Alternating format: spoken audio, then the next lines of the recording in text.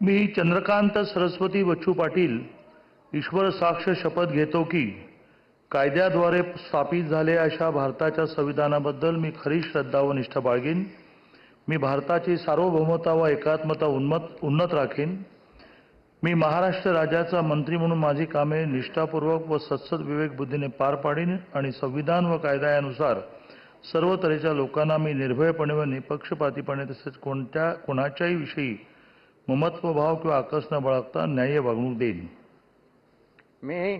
मी चंद्रकांत सरस्वती बच्चू पाटील ईश्वर साक्ष शपथ घेतो की महाराष्ट्र राज्याचा मंत्री म्हणून माझ्या विचारार्थ आणली जाईल किंवा मला ज्ञात होईल अशी कोणतीही बाब असा मंत्री म्हणून माझी कामे यथायोग्य पार पाडण्यासाठी आवश्यक असेल ते खेरीज करून एरवी मी कोणत्याही व्यक्तीला किंवा व्यक्तींना प्रत्यक्षपणे व अप्रत्यक्षपणे कळवणार नाही किंवा त्यांच्याकडे उघड करणार नाही. जय हिंद, जय महाराष्ट्र. तर चंद्रकांत पाटील यांनी सुद्धा मंत्रिपदाची शपथ घेतलेली आहे. पुण्यामधल्या कोथरूड विधानसभेचं ते प्रतिनिधित्व करतात.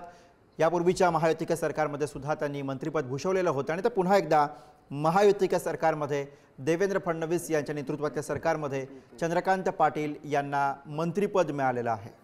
भाजपचे वरिष्ठ नेते, भाजपचे प्रदेशाध्यक्ष म्हणून सुद्धा चंद्रकांत दादा पाटील यांनी काम पाहिलेलं आहे आणि आता त्यांच्यावरती ही पुन्हा एकदा मंत्री म्हणून जबाबदारी. चंद्रकांत पाटील यांनी मंत्रिपदाची शपथ घेतलेली आहे.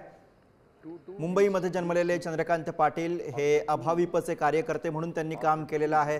त्याचबरोबर देवेंद्र फडणवीस यांच्या सरकारमध्ये कॅबिनेट मंत्री ते होते आणि आता चंद्रकांत दादा पाटील यांनी पुन्हा एकदा या ठिकाणी मंत्रिपदाची शपथ घेतलेली आहे.